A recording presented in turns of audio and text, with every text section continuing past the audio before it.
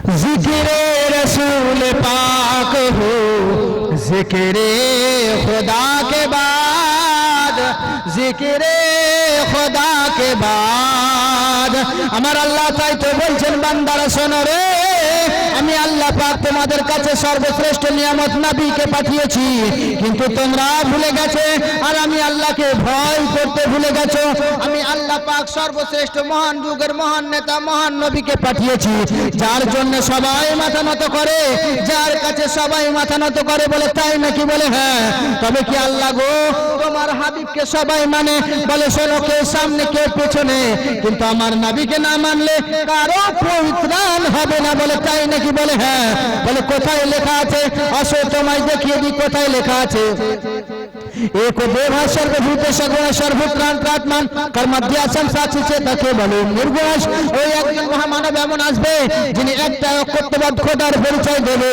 এবং এক আল্লাহর দিকে ইশারা করে মানুষকে ঐক্যবদ্ধের ডাক দেবে আর মানুষকে বলবে মানুষ আল্লাহকে রাজি করে আল্লাহকে যদি না আপন করতে পারো তোমার আমার কেউ আপন হবে না তবে আল্লাহ গো কোথায় গেলে তুমি রাজি হবে কোথায় গেলে তোমায় পাওয়া যাবে কোথায় গেলে তোমাকে দেখতে পাবো কোথায় গেলে তোমার দয়ার জান্নাত পাবো আমার আল্লাহ বলেন বান্দারে শোনো তোমাদের জন্য তো নবী পাঠিয়েছি তার কারণে তো নবী দিয়েছি তবে নবীকে ভুলে যেও না ওগো আল্লাহ গো তুমি বলছো কাম্মা বিহাম্মা দ্বিতীয় নাস্তি তারা আবার বলে একটা আল্লাহকে মানতে হবে দ্বিতীয় কাউকে মানা যাবে না কিন্তু তারা প্রত্যেক কারণে একটি একটি করে দেবতা দেবী রেখে দিয়েছে তারা 33 কোটি দেবতাকে মানে কিন্তু ওদের খোদা আলাদা আলাদা হয়ে যাবে যদি এক জায়গায় জিজ্ঞাসা করে পশ্চিম বাংলায় তোমাদের শক্তিবানকে তো বলবে শিবে আর দুর্গাতে আবার যদি আপনার কিনা চলে যাও মুম্বাই মহারাষ্ট্র দিকে বলবে সব থেকে পাওয়ারফুল গণেশ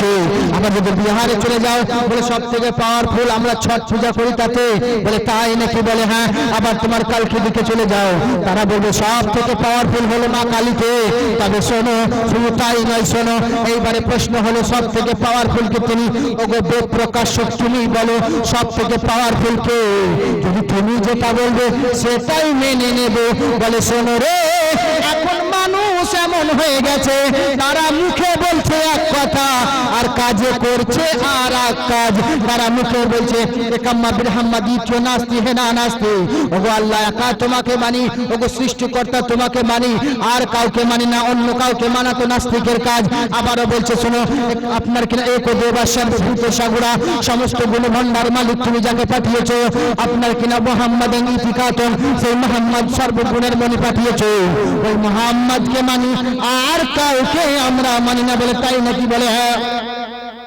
এরা কি তাই করে এরা তা করে না মুখে বলে আমি তোমাকে মানি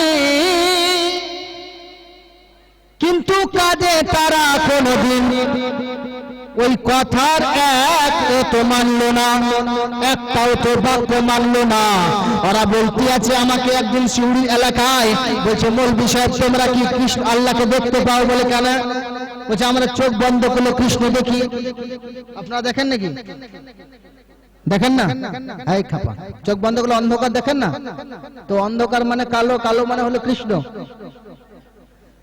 আমাকে বুঝাতে এসেছে বলছে আমরা চোখ বন্ধ করলে কৃষ্ণ দেখি তাই নাকি আমরা চোখ বন্ধ করে তো অনেক কিছু দেখতে পাই বলছে কি তোমার লাভির ভিতরে পেটের ভিতরে পাইপটা ছিল জন্মের পরে সেটাও দেখতে পেয়েছিলাম আমি তুমি তো এখন বড় হয়ে গেছো বলছে ওটা একবার দেখে নিলে তো মনে পড়ে থাকবে বলছে খেপা তো দিন ডুবে গেলে সূর্য ডুবে গেলে কৃষ্ণ অটোমেটিক বেরিয়ে আসে আর চোখ বন্ধ করলেও কৃষ্ণ অটোমেটিক দেখতে পাওয়া যায় বলছে তাহলে আপনি জানেন কাকে বোঝাতে এসেছে বলে শোনো রে আল্লাহকে যদি তোমরা মানতে তোমাদের দ্বারা অন্য কারো কাছে মাথা নত হতো না তোমরা বললে আল্লাহ তোমাকে মানি সাজদা যাকে তাকে করলে আল্লাহকে ছাড়া কাউকে সাজদা করা হবে না এটা আমরা সকলের জানা আমরা যদি আমাদের সামনে বড় আল্লামা হয়ে যাক বড় পীর সাহেব হয়ে যাক বড় আল্লাহর ওলি হয়ে যাক স্বয়ং নবী পাক বলছেন আমাদের সামনে যে আপনার কিনা আমার উম্মতেরা উম্মতিকে শোনো সাজদা করা আল্লাহকে ছাড়া কাউকে চলবে না এই কপালটা আল্লাহ সুন্দর বানিয়েছেন আমি আপনাদেরকে শুরুতেই বললাম আল্লাহ পাক বলছেন আমি আসমান ইসলামকে এত সুন্দর বানাই নাই, যত সুন্দর বানিয়েছি বান্দা তোমায়। আমি চন্দ্র এত সুন্দর বানাই নাই, যত সুন্দর বানিয়েছি বান্দা তোমায়। আমি জমিনের উপরে কোনো ফুল এত সুন্দর বানাই নাই, যত সুন্দর বানিয়েছি তোমায়। আমি গাছ এত সুন্দর বানাই নাই, যত সুন্দর বানিয়েছি তোমায়। ওরে বান্দারে, সবচেয়ে সুন্দর তোমাকে বানিয়েছি। আর সবচেয়ে ভালো কথা হলো খলাক্তা বিয়াদাইহি, তোমার চেহারা আমি আল্লাহ নিজ কুদরতি হাতে বানিয়েছি। জোরে বলবেন না? আমি নিজের কুদরতি হাতে তোমার পেশানি বানিয়েছি, তোমার কপাল বানিয়েছি। শুধু কপাল যদি ঠিকতে হয়, আমার কুদরতি কদমে সেজদা করবে, পৃথিবীর কারো সামনে মাথা নত করবে না।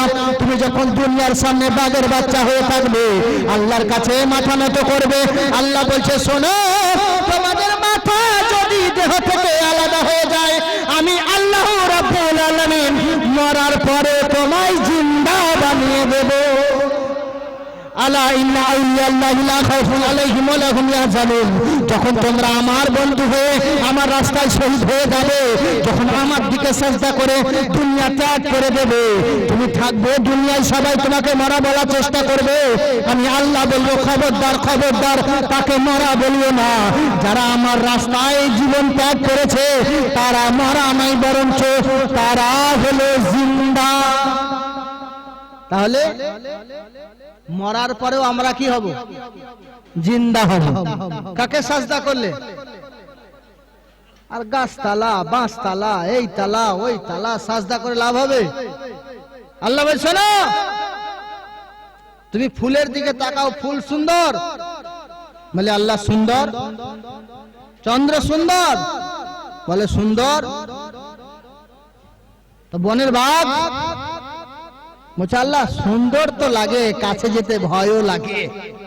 সুন্দর লাগে না?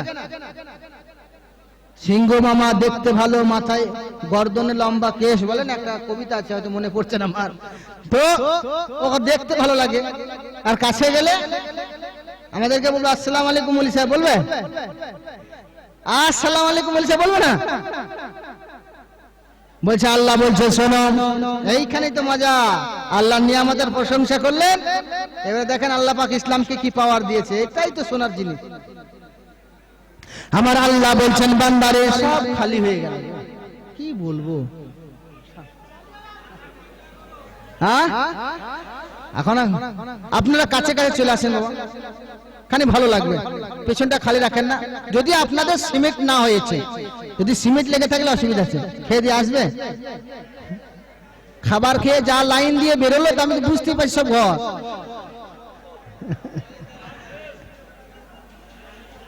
হ্যাঁ, রহমত ঝরে এই না মাহফিলে, আল্লাহ কবুল করে দুআ আমাদের। কান্দি মোরা রাত্রে এসে তোমারই গোটরে, মাহফিলে এসে মোরা আল্লাহ তোমায় ডাকি যে, তোমার প্রেমে আছি রাত কাও জেগে। আল্লাহর প্রেমে রাত জাগিনি? তোমাকে যে রাজি করে সে তো বীর পহলওয়ান, বাগে দেখে সালাম করে আর বলে মুসলমান। যদি রাখো তুমি দিলেতে ঈমান, আর যদি না হও তুমি ও গো বেঈমান। বাগেও সালাম করে। আসেন আমি এদিকে নিয়ে যাবো। খালি আল্লাহ ইসলামকে কি পাওয়ার দিয়েছে, আমি দুটো জিনিস বলেছি, এক নিয়ামত, এক ইসলাম, এই দুটোই। আমার আল্লাহ বলেন, বান্দা মনে করছো বাঘ তোমাদের ক্ষতি করবে না, বাঘে তোমাদের স্পর্শ করবে না, বাঘে তোমাদের টাচ করবে না, সাপে তোমাদের স্পর্শ করবে না, সাপে তোমাদের টাচ করবে না। বলে নাকি তাই নাকি? বলে হ্যাঁ। বলে কেন গো?